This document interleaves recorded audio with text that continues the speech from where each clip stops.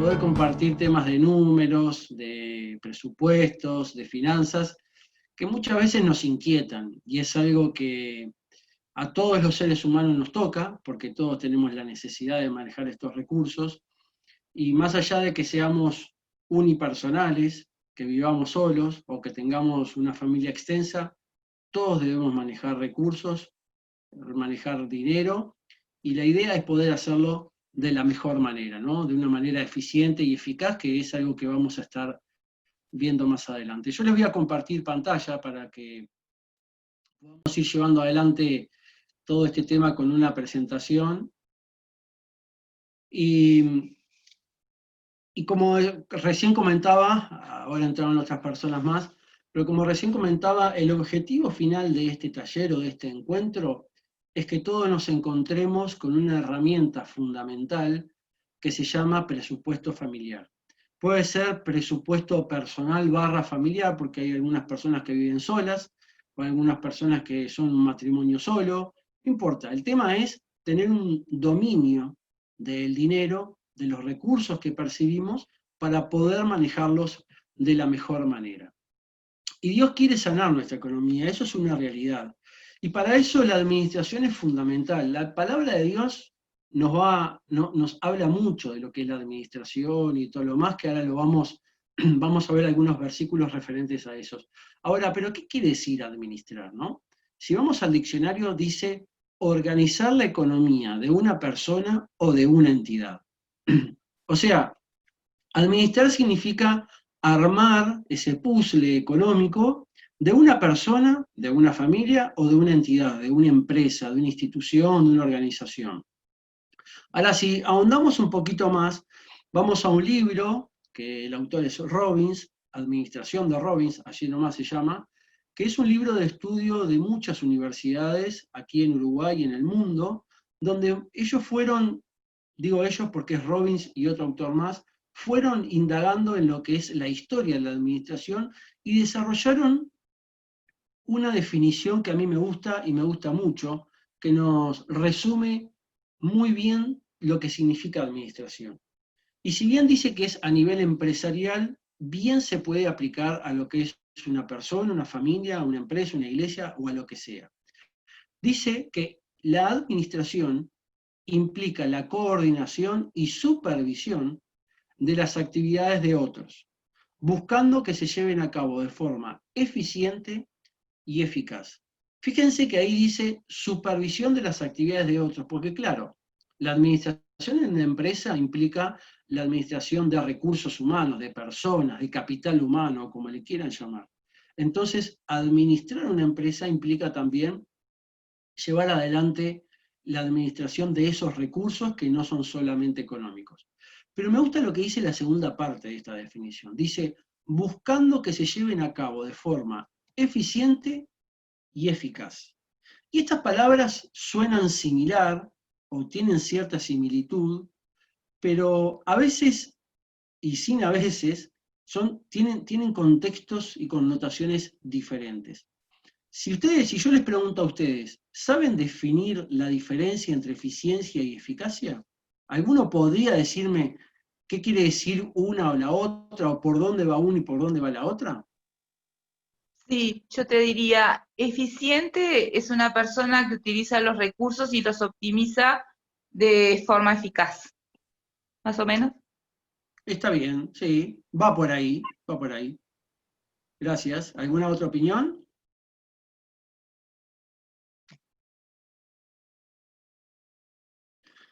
Un poco lo que decía nuestra hermana ahí, que no la pude ver porque tengo la pantalla chica ahí, pero la eficiencia tiene que ver con el mejor uso de los recursos, o sea, aprovechar bien los recursos. Y eficacia tiene que ver con el logro de los objetivos buscados. Y ahora vamos a ver un ejemplo que nos va a ilustrar bien la diferencia de todo esto. Ahora, administrar, uno cuando dice, che, vamos a administrar esta empresa, esta iglesia, o cuando vamos a administrar nuestras finanzas, muchos se arrancan los pelos y se ve una imagen como esa, ¿no? Que teléfono, celular, computadora, planilla, y están enloquecidos con la administración. Y no es eso. Tampoco es esto, ¿no? Una computadora toda prolija, un cafecito, una gráfica, ropa, bien vestido, tampoco es lo pulcro en persona. La administración tiene que ver más bien con esa imagen, y yo me identifico más con esa imagen donde vemos una mesa de trabajo, diferentes personas, compartiendo opiniones, dialogando, intercambiando opiniones, una persona que la vemos parada y haciendo una presentación, y la administración tiene que ver un poco con eso. Tiene que ver con sentarse, escribir, analizar, pensar, proyectar, y la administración es eso. El problema que tenemos muchas veces nosotros es que no nos tomamos ese trabajo. Lo que hacemos es, ingresan nuestro sueldo, nuestras rentas, los ingresos que tengamos, y empezamos a usarlo como se precisen. No tenemos una planificación, no tenemos una presupuestación, no sabemos qué tenemos, cuánto nos va a llevar esto o lo otro, la alimentación, la vestimenta, los gastos fijos, los gastos variables, los impuestos. Tenemos muchos rubros, pero vamos pagando en la medida que llegan esas cuentas a nuestro hogar o en la medida que vamos necesitando el dinero. Ahora, quédense con esta imagen. La administración y el buen manejo de los recursos, para que puedan ser eficientes y eficaces, tienen que ser de esta manera, planificados, pensados, discutidos. Y vos me dirás, bueno, pero yo vivo solo, yo vivo sola, ¿con quién lo voy a discutir? Aunque vivas solo o sola, tenés que tener a alguien, un aliado que te dé una mano en esto, que puedas conversar estos temas. Y alguno me dirá, bueno, pero es muy aburrido estar cada mes pensando en todo esto. Y es verdad, a veces se puede tornar tedioso, rutinario, pero lo más importante es que nosotros podamos llegar a tener una herramienta que nos permita manejar nuestras finanzas, que nos permita mes a mes llevar adelante nuestro presupuesto de manera que no nos genere ningún tipo de estrés. Puede pasar que pasen muchos años y vos logres manejar tan bien esa herramienta y ese presupuesto que no precises anotar cada gasto que haces. ¿Por qué? Porque tus meses son muy repetidos. Tenés un sueldo fijo, tenés cuentas fijas, tenés un presupuesto armado en las diferentes rubros variables, entonces no lo precisás. Pero tal vez al principio sí lo necesites para poder administrar de una manera eficiente y eficaz. Entonces, ¿qué quiero decir con esto? Que tal vez no lo tengas que usar toda tu vida, pero sí es importante que vos puedas en este momento, si no lo tenés ya, manejar un presupuesto familiar o personal que te permita tener un manejo y un uso efectivo del dinero. Ahora, recién hablábamos de que Dios quiere sanar nuestra economía y que Dios se interesa por nosotros en cuanto a este aspecto. Y lo económico es espiritual. ¿Y por qué lo menciono esto? Porque algunos dicen, no, pero no vamos a hablar de plata en la iglesia, o no vamos a andar con dinero entre hermanos, o no es tan espiritual el tema financiero.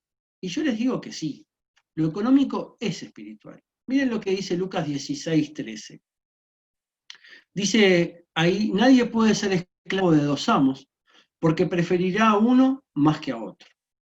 Hasta ahí vamos bien. Y si obedece a uno, desobedecerá al otro. Vamos bien. Y después termina diciendo, no se puede servir al mismo tiempo a Dios y al dinero. Y a mí siempre me llamó la atención este texto, porque cuando Jesús nos está enseñando sobre este tema, compara la idolatría, compara la divinidad de Dios con algo que es sumamente terrenal, que es el dinero. Entonces dice, no podemos servir a dos amos al mismo tiempo. Y ahí Jesús pone a Dios y al dinero como dos posibles amos que podemos tener. Y estoy seguro que tanto ustedes como yo conocemos a muchas personas que tienen el dinero como un Dios, ¿verdad? Todos conocemos. Su fin es el dinero. Su fin es seguir acumulando. Su fin es seguir creciendo. Entonces, por algo Jesús nos exhorta y nos dice, no, tengamos cuidado, no podemos servir a los dos dioses. Entonces, para no servir al dinero como un dios, tenemos que manejarlos nosotros. Muchas veces se dice, yo tengo tanto dinero, pero en realidad el dinero lo tienen las personas. ¿Por qué? O porque son avaros, o por el otro palo están aquellos que son deudores de todo tipo. Entonces, todos los que tienen cuentas por todos lados no tienen dinero, el dinero los tiene a ellos. Y este taller nos invita a que nosotros podamos ser los mayordomos, nosotros podamos ser los administradores, y seamos nosotros que tengamos el dinero. ¿Y cómo se logra eso? Administrándolo correctamente. Larry Burkett es un hermano ya fallecido, estadounidense. Él fue empresario, fue consultor y desarrolló un ministerio llamado Conceptos Financieros Cristianos en Estados Unidos, que se dedicó durante toda la existencia, y todavía sigue ese ministerio, a ayudar a hermanos que estaban pasando por dificultades económicas. Y decía una frase. Él decía que la forma en que manejamos nuestro dinero es una expresión externa de una condición espiritual interna.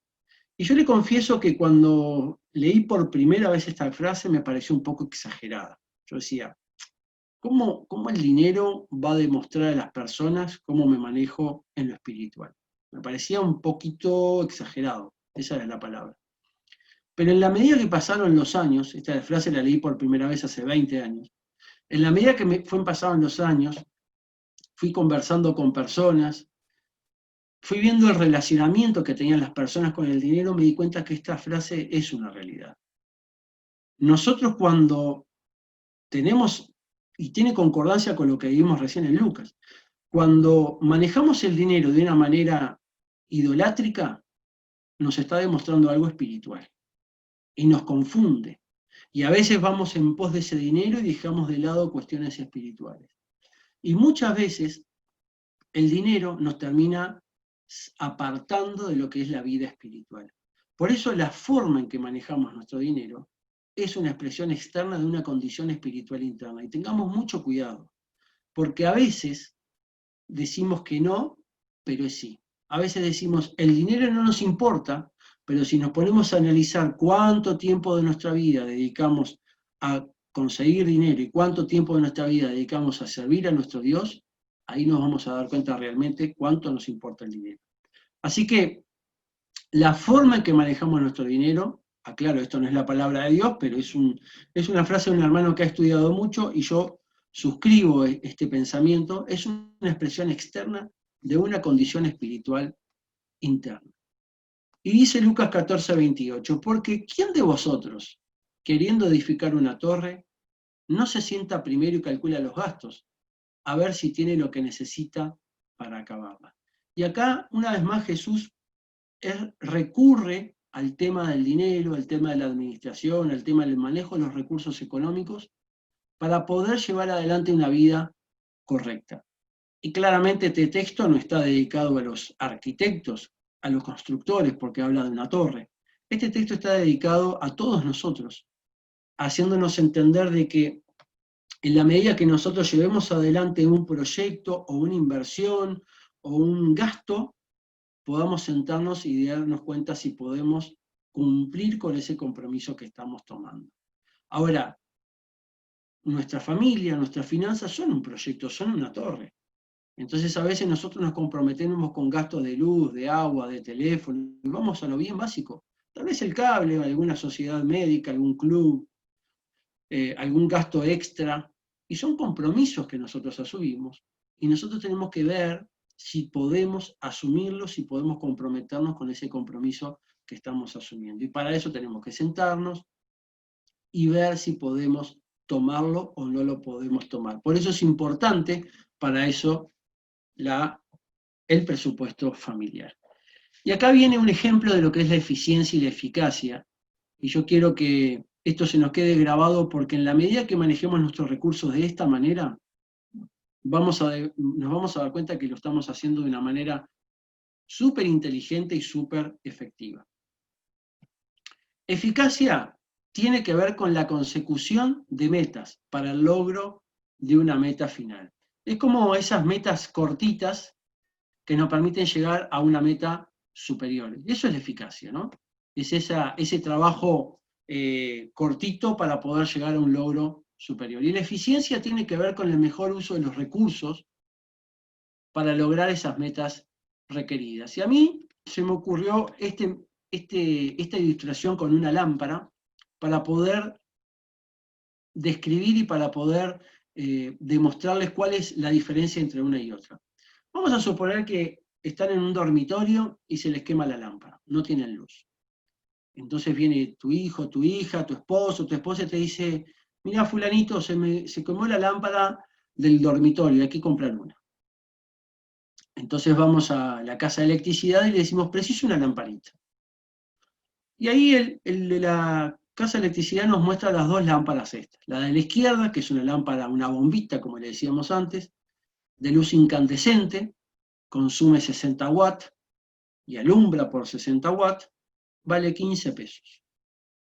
Y por otro lado tenemos la de la derecha, que es una lámpara de bajo consumo, que ahora están sustituidas por las LED, pero bueno, sirve el ejemplo. Y le dice, bueno, esta es una de bajo consumo, consume 10 watts, alumbra por 60, pero vale 150 pesos. Entonces en ese momento nosotros sacamos 15 pesos, compramos la de la izquierda, la llevamos al dormitorio, la colocamos y tenemos luz. ¿Fuimos eficaces o no fuimos eficaces? ¿Ustedes qué piensan? La eficacia tiene que ver con la consecución de metas para el logro de una meta final. ¿La meta final se logró? ¿Tenemos luz en el dormitorio? Tenemos. Fuimos eficaces. Nos dijeron, se nos quemó la lámpara, a los 10 minutos fuimos a la casa de electricidad, vinimos, pusimos la lámpara, tenemos luz, fuimos eficaces. Ahora, ¿fuimos eficientes? ¿Aprovechamos bien nuestros recursos para lograr ese objetivo? ¿Qué piensan? No fuimos eficientes. Y les voy a explicar por qué. Esa lámpara incandescente, la bombita de la izquierda, que costó 15 pesos y nos dio luz, tiene dos desventajas. La primera es que consume 6 veces más que una lámpara LED. Puede ser entre 6 y 10 veces, pero vamos a suponer 6 veces más. Consume 6 veces más que una lámpara LED. Y en segundo lugar, dura muchas menos horas que una lámpara LED. ¿Cuántas menos horas? Y bueno, eso va a depender un poco de la calidad de la lámpara LED, pero claramente 5 veces menos. Entonces, está bien, la pagamos 15 pesos contra 150, pero si nosotros evaluamos el tiempo de duración de la lámpara y el tiempo y los watts que consume, es mucho más eficiente que la lamparita. Y esta ilustración simple la podemos aplicar en todos los órdenes de nuestra vida, en todos. En el uso de la corriente, de la electricidad, en el uso del agua, en el uso de la alimentación, en el uso de la ropa, en el uso de todos los servicios que tenemos en nuestro hogar. Nosotros tenemos que lograr esos dos objetivos, hermanos. Tenemos que ser eficientes, aprovechar bien los recursos, sacarle el mayor jugo posible a cada peso que tenemos, y tenemos que obviamente ser eficaces, lograr con el objetivo final. Entonces, vamos a suponer un caso. El médico nos manda ejercicio físico porque tenemos algunos valores alterados. Y bueno, nosotros podemos ir al Club Urunday Universitario, que es un club que tiene todas las disciplinas, pagamos 3.500 pesos por mes y tenemos la posibilidad de hacer ejercicios. Entonces salimos del médico, fuimos al club y ya somos socios. Fantástico. Ahora, eso fuimos eficaces, logramos lo que el médico nos había pedido. Pero ¿cuántas veces podremos ir al club? ¿Qué tiempo podemos destinar? Las disciplinas que yo puedo hacer y el horario que tiene disponible esas disciplinas, ¿yo puedo ir? ¿Vale la pena 3.500 pesos por mes para las veces que yo voy a ir? Entonces ahí empezamos a trabajar la eficiencia. Es decir, el médico me pidió que haga ejercicio, el médico me dijo que iba a ser bueno para bajar algunos valores que yo tengo altos, pero tal vez puedo mirar un tutorial en YouTube, puedo bajarme la aplicación, puedo llamar a un entrenador físico amigo que me dé una rutina, y ahí empiezo a ser eficiente.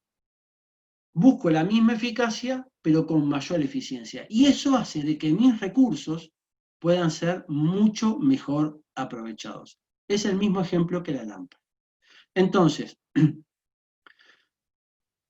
el tema de la eficiencia y la eficacia deberíamos practicarlo en todo lo que tiene que ver con nuestro uso del dinero. Ahora, acá entra el contentamiento. Trabajando en la eficiencia y la eficacia entra el contentamiento. El contentamiento es diferente al conformismo. Ustedes lo conocen, la definición. El contentamiento no es estar echado para atrás y decir, bueno, Dios me dice que me contente con lo que tengo, me tiro para atrás, espero a ver qué es lo que Dios provee para mi vida. El contentamiento tampoco es estar siempre contento, estar feliz de todo, porque hay cosas que nos pasan que nos entristecen. Entonces, el contentamiento no tiene que ver con el gozo que nosotros transmitimos o la tristeza que nosotros estamos atravesando, sino que el contentamiento va por otro lado. El contentamiento tiene que ver con esto, que en medio de las pálidas que podemos tener, podamos mirar arriba y desde la gratitud impulsarnos hacia algo mejor. Y les voy a poner un ejemplo. Ustedes pueden tener un empleo, o pueden ser emprendedores, o están desarrollando un ministerio, no importa la actividad que sea, esto aplica para el todo. Y están en determinada situación, en determinado estadio actual, ¿no?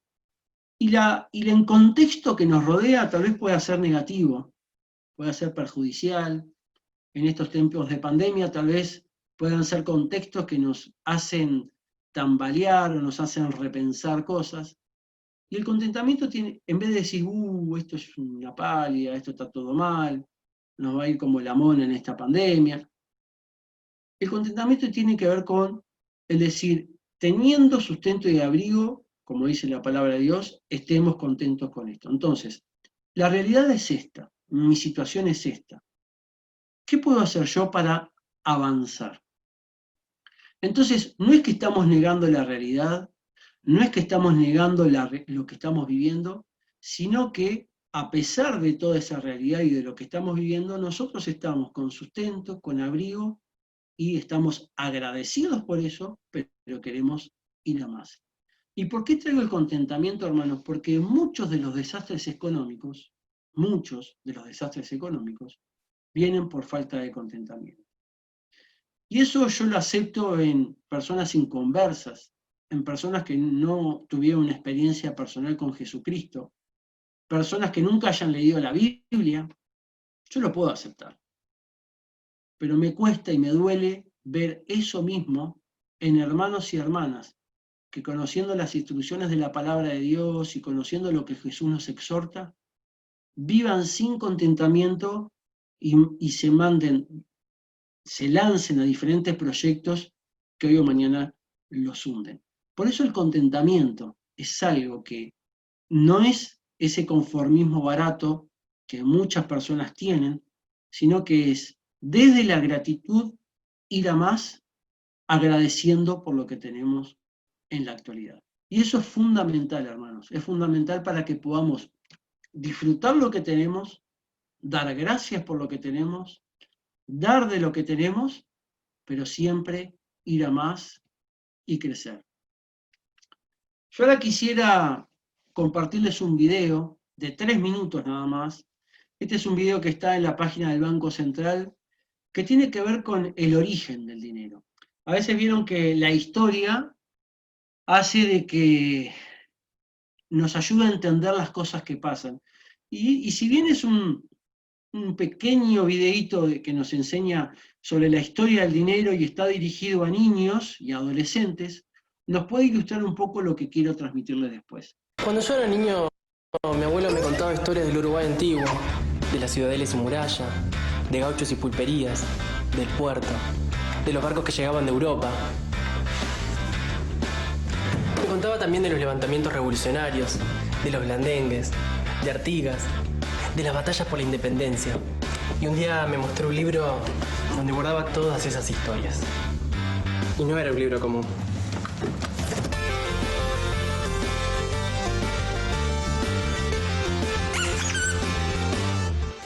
A ver.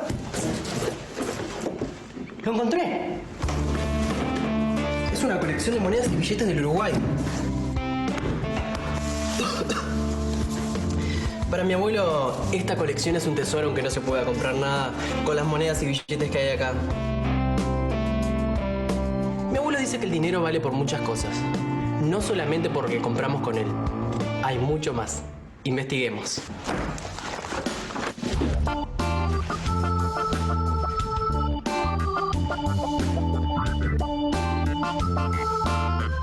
Antes, mucho tiempo antes de la creación de nuestro país, las monedas y billetes no se habían inventado y las personas intercambiaban sus mercancías según lo que necesitaran y tuvieran para ofrecer. Pongamos un ejemplo. Animación, por favor. El que tenía tomates y necesitaba viajar, cambiaba los tomates por el viaje. Todos contentos. Ese sistema de intercambio se llamaba trueque. Pasaron los años y en la medida que el comercio creció, el trueque pasó a ser poco práctico y fue sustituido por la moneda. Animación, por favor. El dueño de la carreta un día no necesitó tomates, necesitó limones. Y entonces el dueño de los tomates se quedó sin transporte.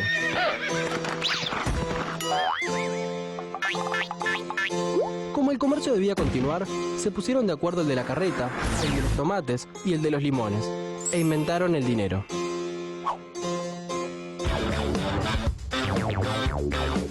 Entonces, ¿qué es el dinero? Como dice mi abuelo, el dinero es una medida de valor. Representa el esfuerzo de quienes trabajan y lo transforma en lo que ellos o su familia necesitan comprar. Para entender esto, imaginemos a un granjero que planta tomates. Animación, por favor. El granjero cuida de los tomates del frío y la lluvia mientras las semillas crecen. Se transforman en tomatillos y después en tomates. Cuando llega el momento, el granjero los cosecha. Tiene muchos tomates que ha conseguido con mucho esfuerzo. Está cansado y le gustaría salir de vacaciones. Por lo tanto, va al mercado y cambia los tomates por dinero. Y luego cambia ese dinero por una semana en un hotel en la playa para él y toda su familia. Es decir, el dinero representa el esfuerzo del granjero por cultivar y cosechar tomates y lo transforma en un logro, que en este caso es disfrutar de unas merecidas vacaciones. Imaginen tener que llevar tomates o limones para conseguir un alfajor o comprar un pasaje de avión. Raro, ¿no? El dinero representa lo que valen los tomates, los limones, el celular, mi alfajor, las vacaciones o la entrada a la montaña rusa. La gran ventaja del dinero es que es útil para todas las personas por igual. ¿Quedó claro? Un poco vemos cómo surgió el dinero. Muchos de nosotros sabíamos que en principio se manejaba el trueque y después surgió esta moneda, o sea, los pesos, los dólares, las diferentes monedas que hoy conocemos, producto de lo que decía ahí, ¿no? Ya no seguía siendo sostenible el trueque porque había gente que no precisaba una cosa o la otra, y termina viniendo el dinero como parte de la recompensa del trabajo que nosotros realizamos, y de esa manera poder comprar lo que nosotros necesitamos o queremos, ¿no? Por eso yo insisto en eso de la eficiencia del uso del dinero. ¿Por qué? Porque si yo pienso, ¿no? Si cada uno de nosotros nos levantamos cada día, vamos a nuestros trabajos, dejamos la tercera parte de nuestra vida en nuestros trabajos, nos lleva cansancio, nos lleva esfuerzo, nos lleva dedicación, y en contrapartida nos dan un dinero, estaría bueno que el uso de ese dinero sea bien usado, que sea efectivo, que sea bueno, que le podamos sacar el mayor jugo posible a ese dinero, que podamos hacer gastos e inversiones que sean inteligentes. Y no sé cuántos de ustedes han oído hablar de Maslow. Maslow fue un psicólogo estadounidense que vivió en la primera, digamos, mitad del siglo XX, y un poquito pasado también, que él desarrolló la jerarquía de las necesidades, que se usa mucho hoy por hoy en marketing y en otras disciplinas, que obviamente no es la palabra de Dios, pero nos ayuda a entender un poco por dónde deberían pasar un poco nuestras prioridades. Obviamente que no es algo concluyente, pero sirve como guía para nuestras vidas y para que nosotros después, entendiendo esto, podamos desarrollar nuestro presupuesto familiar. Maslow, como decía, desarrolló la jerarquía de las necesidades y puso abajo las necesidades básicas y arriba fue creciendo hasta las necesidades superiores de cada ser humano. ¿Cuáles son las necesidades básicas? Bueno, las fisiológicas. la respiración, la alimentación, el descanso, la reproducción. Si eso lo tenemos saneado, pasamos a la seguridad física, el empleo, la salud, la seguridad familiar, tener recursos de todo tipo. Si esto está saneado, seguimos a la afiliación, la amistad, el compartir con otros, la intimidad sexual, los afectos, la conexión unos con los otros. Si esto lo superamos, pasamos al reconocimiento, la autoestima, en primer lugar, el respeto de los demás, la confianza, que otros nos reconozcan, el éxito, el desarrollo de nuestras carreras.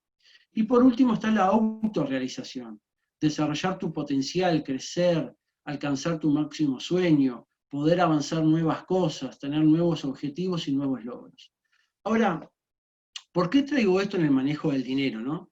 Porque a veces nosotros invertimos estos valores. Y vuelvo a decir, no es la palabra de Dios y no es concluyente, pero nos da una idea. Los otros días yo me dedico a la venta y comercialización de artículos electrónicos, y el otro día estaba en un cliente, y cuando estaba esperando que me atienda ese cliente para ver la posibilidad de venderle algo, cae un cliente de mi cliente, ¿no?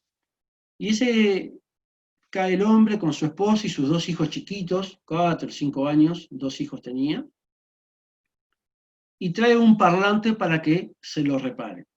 Mientras el dueño del negocio le estaba haciendo la ficha para dar ingreso a ese producto, entre los dos conversaban por la compra de otro parlante. Y le preguntaron al dueño del comercio, le decía, queríamos comprar ese parlante que está ahí, ¿cuánto sale? ¿En cuántas cuotas me lo puedes dar? Y le dice el dueño del negocio, bueno, ese parlante te lo puedo vender en 10 cuotas de 3.000 pesos. O sea, unos 30.000 pesos. Y el esposo le decía a la esposa, bueno, puede ser, tal vez a partir del mes que viene, que salimos unas cuentas, podemos comprar esto, podemos comprar el parlante y podemos mejorar esto y lo otro. Ahora, yo veía la apariencia de ellos y de sus hijos, y veían que había necesidades básicas de allá abajo, donde está lo rojo, necesidades fisiológicas, que no estaban satisfechas. Se notaban que no tenían una buena alimentación, se notaban que no tenían una buena vestimenta, tenían los zapatos rotos, tenían ropa rota.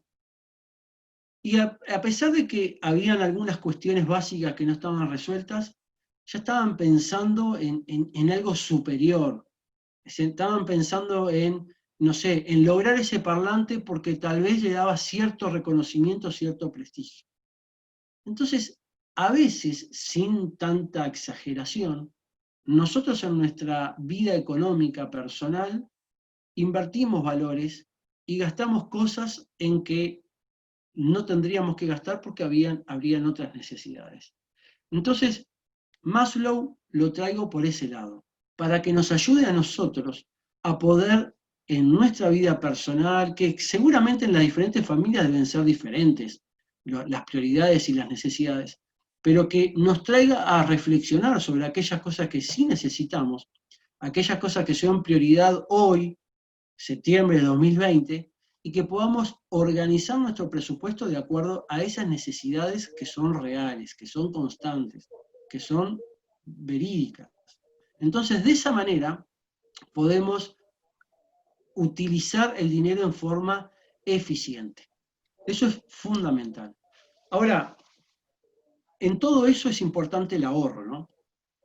No sé cuántos de nosotros ahorramos o tenemos la posibilidad de ahorrar, pero es algo que es fundamental en todo esto. ¿Y por qué lo digo? Si volvemos al cuadro anterior de la pirámide de Maslow, más allá de que nosotros podamos ordenar las prioridades y tener las cosas ordenadas en cuanto a nuestro presupuesto, si tenemos hijos o si no tenemos hijos, si tenemos una propiedad o si tenemos un vehículo o si tenemos lo que sea, siempre surgen imprevistos. Y para esos imprevistos, para esas cosas que no teníamos ni pensado, por ejemplo, en nuestra casa hoy tenemos la dificultad de que el lavarropas se está por romper. Y somos 5 en casa y 3 chiquilines y tenemos que solucionarlo, ya sea arreglando o comprando uno nuevo. Entonces, para esos imprevistos que no están en ningún presupuesto mensual, porque no es un gasto mensual, es importante el ahorro. Y miren lo que dice el sabio Salomón ahí en Proverbios 10:4. La mano negligente empobrece, pero la mano de los diligentes enriquece. Y esa diligencia tiene que ver con ese, yo lo asocio con ese cuidado eficiente del dinero. Y les voy a decir por qué. Porque el ahorro, si bien pueden decir, no, Martín, pero yo es imposible que ahorre. Si vos supieras lo que yo gano y los compromisos que yo tengo, es imposible que ahorre. Bueno, es lo que dice la mayoría de la gente. Pero yo estoy convencido de que todos, y cuando digo todos es todos, tenemos la posibilidad de ahorrar al no ser una pequeña suma de dinero mensual. Todos. Y hay herramientas que nos ayudan a lograr eso. Por ejemplo, yo he escuchado gente que dice que las monedas de 50 las ponen en una lata con un método de ahorro. O los billetes nuevos de 50. O algunos he escuchado decir que toda moneda que llega a sus manos va para el ahorro. Y ustedes dirán, bueno, pero son pesitos. Sí, claro, son pesitos en un día, son decenas de pesitos en una semana, son centenas o miles de pesitos en un mes y decenas de pesitos en un año. Y eso es esa mano diligente, que es la que enriquece. Ahora, a veces tenemos nosotros mal interpretado esa palabra enriquecer. Enriquecer no significa ser ricos multimillonarios económicamente. Enriquecernos quiere decir que podamos tener esa libertad financiera que nos permita a nosotros tomar el dinero, tomar decisión sobre lo que queremos hacer con el dinero, y de esa manera somos ricos. Yo conozco mucha gente con mucho dinero que es pobre, y conozco mucha gente con poco dinero que es rica. El enriquecimiento que dice ahí Salomón no se refiere a la cantidad de dinero que tenés en un banco, o las propiedades que tenés, o la cantidad de dinero que tenés bajo el colchón. Significa riqueza desde el punto de vista que nosotros tenemos el dinero, nosotros dominamos el dinero, y podemos de esa manera tomar las mejores decisiones en cuanto al uso de este recurso. También dice en Proverbios, esperen que voy a sacar acá, dice, asegúrate de saber cómo están tus rebaños, cuida mucho de tus ovejas, pues las riquezas no son eternas, ni la fortuna está siempre segura. Y esto tiene que ver, hermanos, con algunas cosas que llegaron a nuestra mano y no las pudimos aprovechar de la mejor manera. Fíjense lo que dice la última parte de este versículo. Las riquezas no son eternas, ni la fortuna está siempre segura. Y esto tiene que ver con algún dinero extra que vos recibiste, o algún trabajo extra que no pensabas y vino, o algún dinero que te llegó que vos no lo esperabas, o algún buen momento de tu trabajo, ¿no? Entonces, a esas riquezas se refiere el sabio Salomón. A veces nosotros, por nuestras manos pasaron mucha cantidad de dinero y no fuimos diligentes en saber cómo estaban nuestros rebaños, no fuimos diligentes en saber qué era lo que realmente teníamos, simplemente pasaba el dinero y se iba. No fuimos cuidadosos de nuestras ovejas, no fuimos cuidadosos de esos recursos que llegaron, y no fuimos conscientes de que esas cosas que llegaban en forma buena, en forma provechosa, en forma holgada, no fuimos conscientes de que eso se podía terminar.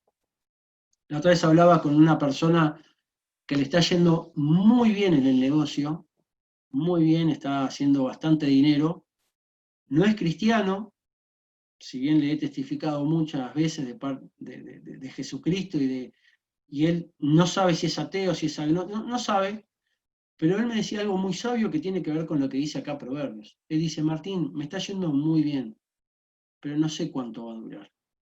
Por eso yo ahorro y guardo lo más que puedo, porque sé que me está yendo bien, pero también sé de que esto no va a ser para siempre. Y es lo que dice el sabio Salomón. ¿Y saben qué es lo que pasa con aquellos que sin ser cristianos guardan los principios de la palabra de Dios? Son bendecidos igual.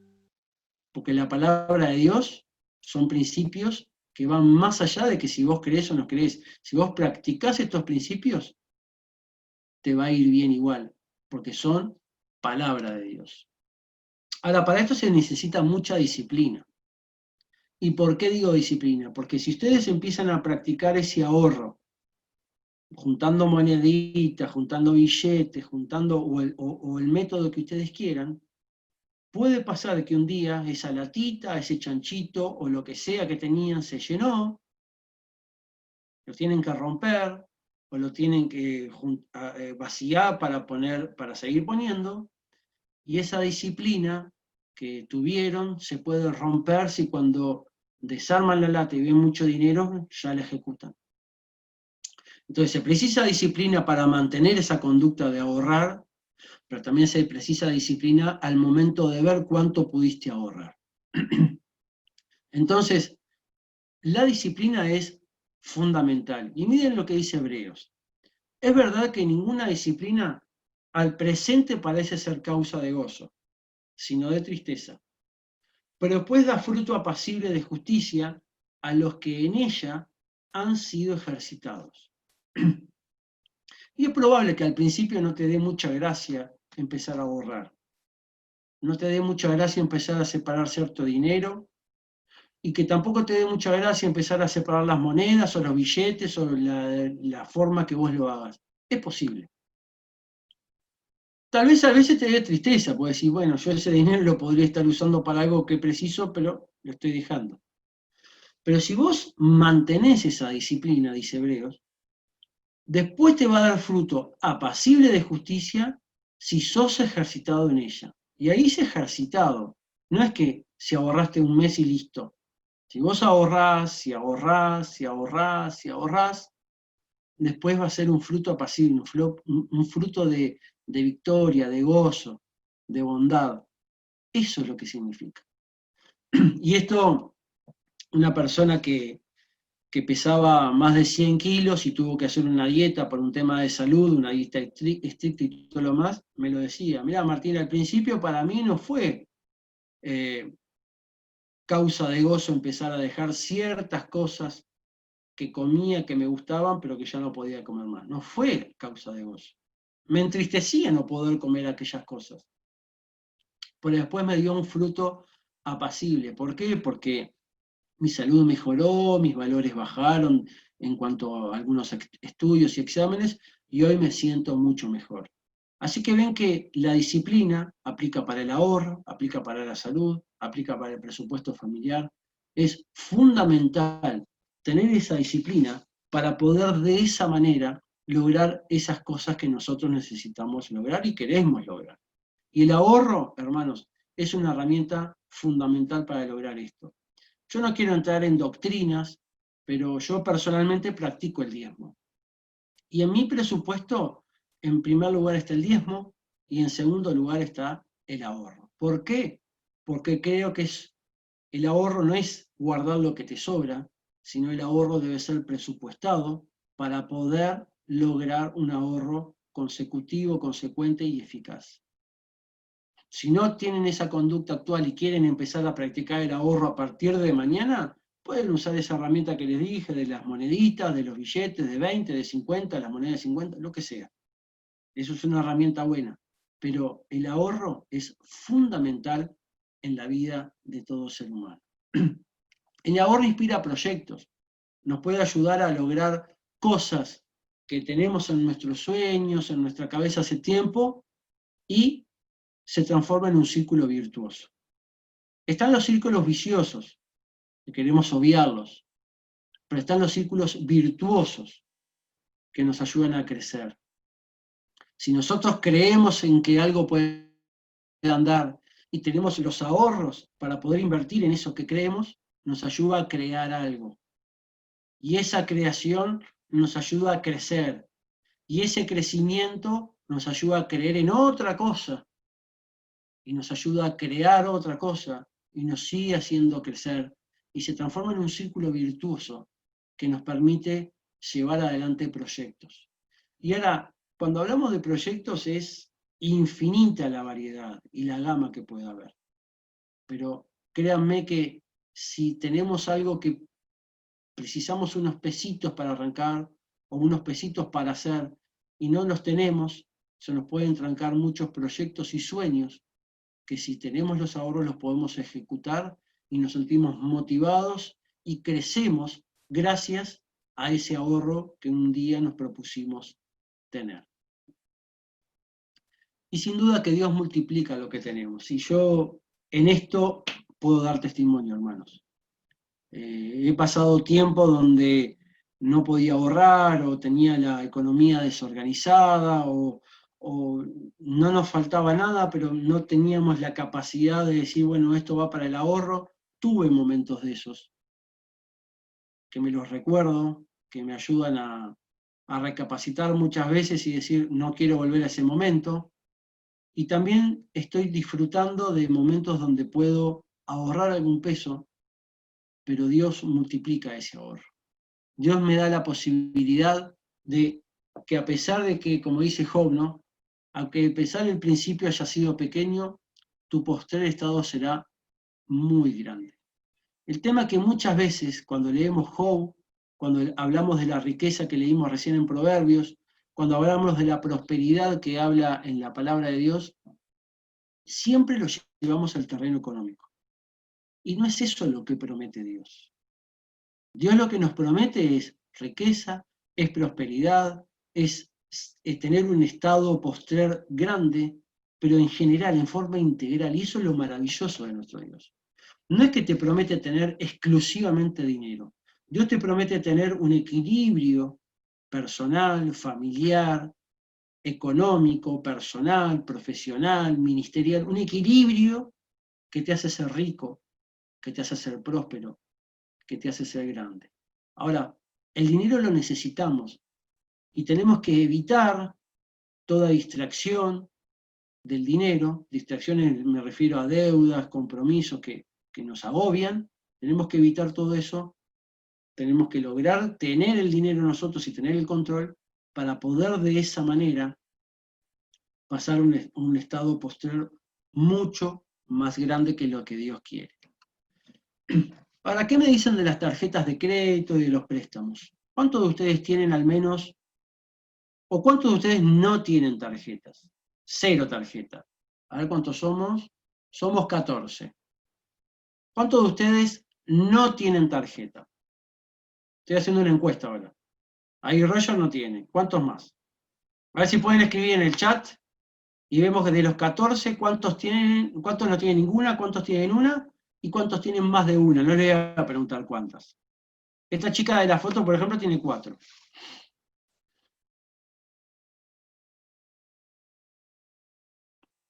¿Qué dice el chat, Magdalena?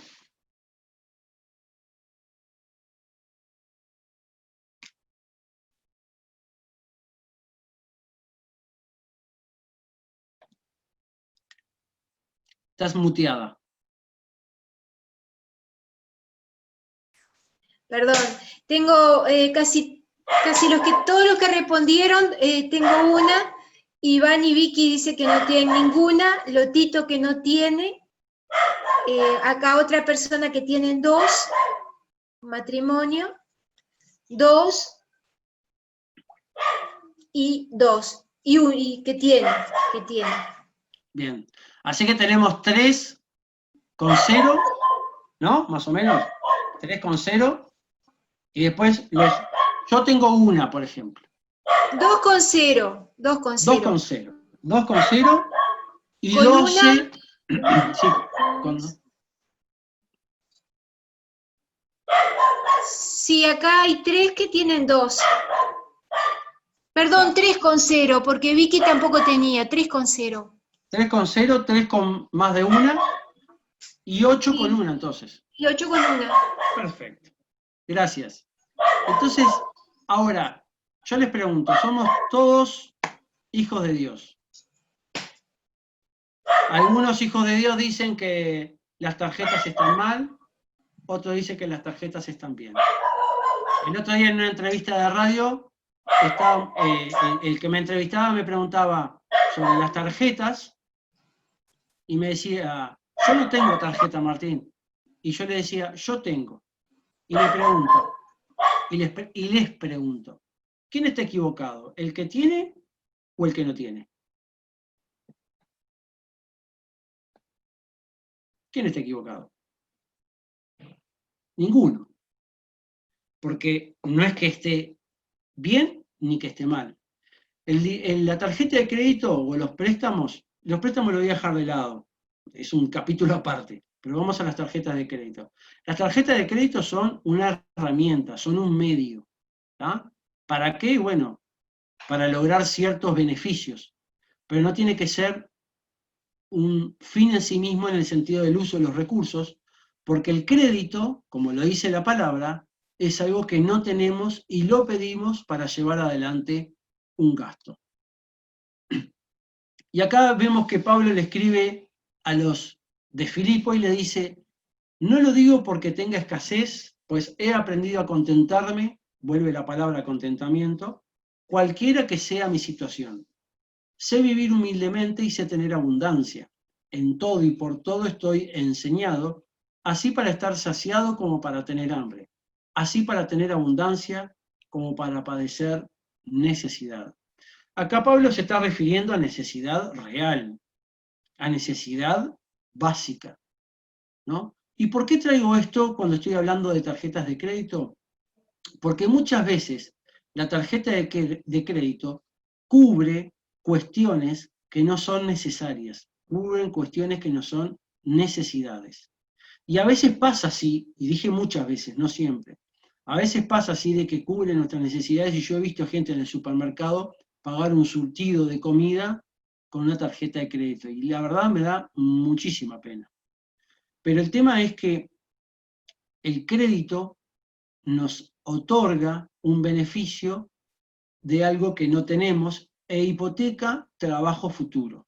Le estoy diciendo a la entidad financiera, yo estoy gastando 3.000 pesos que no tengo, que te los voy a pagar el mes que viene, pero siempre y cuando tenga trabajo y me paguen el sueldo y yo te pueda pagar ese dinero. Entonces, a veces, y no lo digo en casos extremos, ni lo digo en las personas que saben usar la tarjeta, porque es un medio que si lo sabemos usar, es eso, lo usamos nosotros, no la tarjeta nos usa a nosotros como en el dinero. Entonces, no lo digo para ese caso, digo en general. Si el crédito lo usamos porque no tenemos disponibilidad, puede ser riesgoso y puede ser peligroso. Y muchas veces, más riesgoso es cuando usamos el crédito para tapar ese contentamiento. No estamos contentos con lo que tenemos un celular que funciona y todo lo demás, pero queremos el nuevo modelo que salió y nos metemos en un crédito para sacarlo. Tenemos una tele que funciona y anda perfecto, pero queremos la Smart, la 4K, la 8K, la no sé qué. Tenemos una heladera que está funcionando, pero salió una nueva que pongo el vasito en la puerta y me sale el agua y me la quiero comprar y saco un crédito. Entonces, eso es por falta de contentamiento. Y no digo que esté mal tener cada uno de sus productos, pero lo mejor para poder lograr esos deseos que tenemos es la herramienta que vimos anteriormente, que es el ahorro. Por lo tanto, el crédito no es algo pecaminoso ni malo, sino que es una herramienta y yo recomiendo usarla a aquellos que saben usarla. ¿Y qué saben usarla? Por ejemplo, si vamos a un lugar a comprar algo y te dicen, bueno, si tenés la tarjeta X, te hacemos un 20% de descuento, perfecto, algo que vale 100 pesos me saldría 80. Entonces yo ya tengo los 100 pesos, ¿tá? Voy y lo pago con la tarjeta porque me cobran 80, y los 20 pesos me los guardo, los ahorro, o si los tenía para destinar a eso y tuve un beneficio, puedo darme un gustito extra. Ahí sí sirve usar la tarjeta. Pero si vos, por ese beneficio, decís, yo tengo todas las tarjetas, pero que tengo todos los beneficios, pero por si tener todos los beneficios tenés que pagar 5 o 6 cargos anuales, tenés que pagar, tenés que estar atento a los vencimientos de cada una, con los atrasos y con los intereses, ya ese beneficio se va al bombo y no sirve tanto ese beneficio como pensábamos. Así que la tarjeta de crédito es un medio muy bueno si lo sabemos usar y si lo sabemos aprovechar. Y si es tu caso, seguí adelante y usa esa tarjeta. Si no es tu caso, lo mejor que podés hacer es devolverla para no tener que andar con penurias. Rápidamente enseñar a los hijos, quiero transmitirle algo a aquellos que somos papás, está bueno poder tener este tema, que es algo importante, poder tenerlo presente para enseñarle a nuestros hijos. Dice Proverbios 1:8, seguimos con el sabio Salomón: hijo mío, escucha las correcciones de tu padre y no abandones las enseñanzas de tu madre. Y esto está bueno porque nos ayuda a poder tener en claro que debemos instruir a nuestros hijos, y yo acá lo relaciono solamente con el tema económico. Dice, hijo mío, escucha las correcciones de tu padre y no abandones las enseñanzas de tu madre. El problema es que si vamos a lo económico, muchos hijos no hemos sido instruidos, ni enseñados, ni corregidos por nuestros padres en cuanto a lo económico. Y nosotros como padres, si fue así que no fuimos enseñados, tenemos que revertir eso y poder ayudar a nuestros hijos en el manejo de los recursos. Y todos somos hijos, pero tal vez no todos somos padres. Pero según sean nuestros servicios, podemos tener hijos espirituales, y esta enseñanza también aplica a aquellos que tenemos a cargo hermanos o hermanas, o que a veces nos preguntan cosas. Tenemos que tener este principio claro. Tenemos que corregir a nuestros hijos, espirituales o carnales, los tenemos que corregir, los tenemos que instruir, y mucho más en el tema económico. Ahora, ¿cuándo empezar a enseñar a nuestros hijos? En primer lugar, que para enseñar tenemos que ser de buen ejemplo. Es difícil enseñar algo que no practicamos. Eso es una realidad. ¿Cómo le podemos decir, por ejemplo, a nuestro hijo, si se va a casar, ¿no? Tiene 25, 26, 27, 30 años, a la edad que se case, le decimos, hijo, cuando armes tu hogar, sería bueno que tengas un presupuesto familiar. Sería horrible que nos diga nuestro hijo, pero papá, mamá, vos nunca te vi haciendo un presupuesto familiar. Así que es difícil enseñar algo que no practicamos, por lo que, dependiendo de la edad que tienen, está bueno que ellos nos vean, a los padres, planificando nuestras finanzas, planificando nuestros gastos, diciendo sí a veces, no a veces, y de esa manera ellos van viendo con nuestro ejemplo. El mundo cambia con tu ejemplo, no con tu opinión. Y nuestros hijos lo mismo. Nuestros hijos van a recibir la instrucción si nos ven llevar adelante un presupuesto personal, un presupuesto familiar, un presupuesto que a veces los involucra a ellos. Nosotros, por ejemplo, en casa manejamos una aplicación en el celular como presupuesto familiar, y ellos mismos van viendo lo que van gastando. Entonces, cuando ellos gastan, también lo cargan en esa aplicación, y todos vamos viendo lo que va gastando cada uno, y de esa manera tenemos una herramienta que nos permite ir viendo por dónde se va el dinero, y de esa manera también ir ajustando en la medida que es necesario. Les voy a dejar 5 tips. En primer lugar, una planilla. Ustedes ahí van a poder poner el sueldo, como está marcado ahí, y otros ingresos si es que tienen. De esa manera los va a sumar, ¿tá?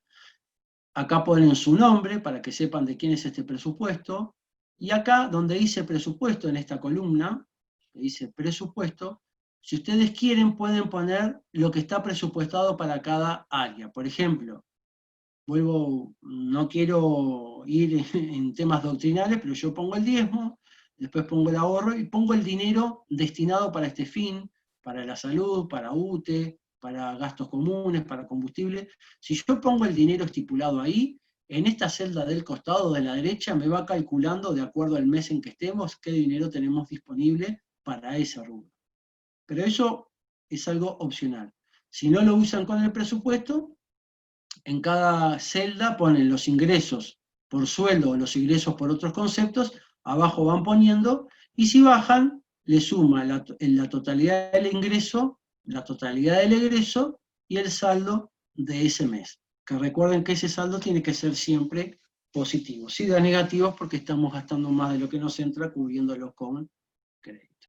En segundo lugar, les propongo, para el caso alimentación, que a veces la alimentación nos lleva mucho dinero, y si vamos a lo que es el marketing y todo lo demás, los supermercados están diseñados para que nosotros gastemos mucha plata. Ustedes van, o nosotros vamos al súper por pan, leche, fideos, arroz, azúcar, 4 o 5 alimentos, y nos volvemos con 10 o 12. ¿Saben por qué pasa eso? Porque el supermercado está diseñado para que cuando vos entres y quieras ir a buscar aquellos alimentos básicos, tengas que pasar por lugares que te tientan con ofertas o con promociones para que vos la agarres. Eso está estudiado. Entonces, ¿cuál es la herramienta que tenemos para poder vencer todo eso? En primer lugar, hacernos un menú semanal. Nosotros en nuestra casa, por ejemplo, los domingos en la noche, los sábados, preparamos el menú de la siguiente semana. Cada semana tiene 14 comidas, básicamente, y en esas 14 comidas tenemos que llenarla con alguna comida que nosotros querramos. Entonces, lo que hacemos es, vemos que tenemos las 14 comidas por delante, vemos lo que tenemos en casa y vemos lo que nos falta para ese menú semanal. Entonces, de esa manera, aprovechamos lo que tenemos en casa y compramos exactamente lo que precisamos. ¿Cómo hacemos para comprar exactamente lo que precisamos sin gastar de más? Bueno, nos hacemos una lista y vamos una sola vez al súper por semana para cubrir las necesidades de toda la semana. De esa manera compramos lo que necesitamos, ¿bien? Y no pasamos muchas veces por el súper, que son lugares tentadores para gastar más de lo que necesitamos. Eso lo podemos hacer con nuestros hijos. Hoy cuando hablábamos de enseñar a nuestros hijos, ellos nos pueden sugerir comidas, nos pueden sugerir menú, y eso los ayuda a ellos y les enseña. Les enseña que con lo que tenemos en casa podemos cubrir las comidas, y les enseña que lo que compramos es exactamente lo que precisamos y no mucho más que eso. Después, con la información tomamos decisión. Si nosotros llevamos adelante el presupuesto familiar, que ahora después les vamos a mostrar, pasados 3 meses podemos analizar los gastos mayores. Miren, hay una ley que se llama la ley de Pareto, es un italiano que inventó esto, que seguramente algunos de ustedes lo han escuchado hablar, que dice que el 80%, en el caso del presupuesto familiar, el 80% de nuestros ingresos se lo lleva el 20% de los rubros. Para decirlo de alguna manera clara, si nosotros ganamos 10.000 pesos por mes, 8.000 pesos, perdón, si ganamos 10.000 pesos por mes y tenemos 10 rubros de gasto, 8.000 pesos se nos van a ir más o menos en 2 o 3 rubros. Eso es lo que dice Pareto. Y si ustedes practican el presupuesto familiar y lo llevan adelante durante 3 meses, se van a dar cuenta que el 80% de sus ingresos se lo llevan el 20 o el 30% de los rubros que tienen. Entonces, ¿qué quiero decir con esto? Que cuando ustedes analicen y se den cuenta de esta realidad, para poder bajar el presupuesto se van a concentrar en esos rubros que se les llevan la mayor parte del dinero y no concentrarse en los rubros que se llevan poca cantidad de dinero. Y les voy a poner un ejemplo. Si ustedes ganan 10.000 pesos por mes y se le van 8.000 pesos en 2 o 3 rubros, de nada sirve que cuiden, no sé, si se compran un paquete de chicles de 15 pesos o un paquete de galletitas de 20 pesos, cuando se les están yendo miles de pesos por otros lados. Ahora, para poder tomar decisión sobre eso, precisamos tener el presupuesto, precisamos tener la información. Entonces, cuando ustedes vean, dicen, bueno, a mí se me va del 30% en el supermercado y el otro 30% en otras cosas, bueno, analicen. Cuando vayan al supermercado, qué compran, qué no compran, cuando van al puesto, qué compran, qué no compran, privarse de las cosas que son de moda, privarse de las cosas que son de estación, privarse de las cosas que no son de estación y comprar, por ejemplo, las frutas y verduras que son de estación. Cuestiones de esas ayudan a achicar el presupuesto y a optimizar el uso del dinero. Pero para todo eso es necesaria la información. Verificar mes a mes el balance y tiene que dar positivo. Si ustedes mes a mes gastan más de lo que les entra, es porque están usando la tarjeta de crédito o algún otro crédito asociado. Y no es lo mismo usar la tarjeta de crédito en nuestro beneficio que tenerla que usar por necesidad. A mí me da, les vuelvo a decir, me da mucha pena ver a personas que usan su tarjeta de crédito para comprar exclusivamente alimentos. Eso quiere decir que no están teniendo trabajo o los ingresos necesarios para cubrir las necesidades básicas. Entonces, si ustedes mes a mes, con ese presupuesto, con esa herramienta que es el presupuesto, ¿no? Mes a mes ven que ingresaron 10 y gastaron 11, ingresaron 10 y gastaron 11.500, ingresaron 10 y gastaron 10.500, ese excedente lo cubrieron con una forma de crédito. Y eso es lo que tenemos que evitar. Puede pasar un mes que se nos desbarajustó algo porque no teníamos previsto y no teníamos los ahorros necesarios, pero no puede pasar muchos meses seguidos. Entonces, verificar el mes a mes el balance con ese presupuesto nos permite tener un control estricto de nuestro presupuesto y evitar el crédito que hoy o mañana nos puede llevar a algo que no es deseado. Y si estás endeudado, puede pasar que hoy estemos hablando de cuidar y alguno me dice, sí, pero Martín, yo tengo varias deudas, tengo que enfrentar varios compromisos que tengo. Si estás endeudado, lo mejor es cuantificar esa deuda. Me ha pasado a hablar con mucha gente que me dice, debo mucha plata, y le digo, ¿y cuánto debes? No sé. Y eso no te puede pasar nunca. No puede pasar de que vos no sepas cuánto debes. Así que es importante que vos cuantifiques, veas a quién le debes y cuánto le debes. En segundo lugar, enfrentar la situación. Tenés que ir a cada acreedor que vos le debés y enfrentar eso. La otra vez me tocó acompañar a una hermana de la iglesia que estaba endeudada con un banco, una hermana que ganaría más o menos en el entorno de 30.000 pesos mensuales, le debía al banco 270.000 pesos. Entonces la acompañé al banco para poder enfrentar esa deuda. En primer lugar, que los del banco, cuando vieron el hecho de haber ido y apersonarnos en ese lugar, lo ven con ojos positivos. Y en segundo lugar, yo les dije, ¿cómo puede ser que una persona que gane 30.000 ustedes le presten 270.000? Y me dice la persona del banco, sí, pero ella firmó, sí, claro que firmó, le digo, porque tenía necesidades, pero ustedes son unos irresponsables en prestar tanto dinero a una persona que gana esta suma de dinero. Y no es que fuera poco, 30.000 pesos, lo que había pasado es que ellos le habían prestado mucho más, y esta hermana cayó en la trampa. Como decía hoy Sandra, el sistema nos envuelve. Pero el hecho de enfrentar hizo de que pudiéramos entregar una cantidad de X contado y podemos refinanciar el saldo, y hoy por hoy esta hermana está libre de deudas. Y lo tercero es armar un plan de pagos. ¿Qué quiere decir armar? Quiere decir que debemos tanto, enfrentamos a los acreedores y tenemos que pagar por mes X cantidad de dinero. Y ese compromiso es el que tenemos que ver si lo podemos armar en nuestro presupuesto. También me tocó atender a otra hermana que estaba pasando por dificultades económicas y después de trabajar un poco nos dimos cuenta que sus ingresos no alcanzaban para cubrir su presupuesto. ¿Por qué? Porque con sus ingresos podía comer, podía pagar el alquiler, podía cubrir algún gasto de vestimenta de sus hijos, pero no sobraba nada para los préstamos. Entonces, eso hacía de que mes a mes tuviera que pedir préstamos uno tras otro. Y así no iba a salir nunca.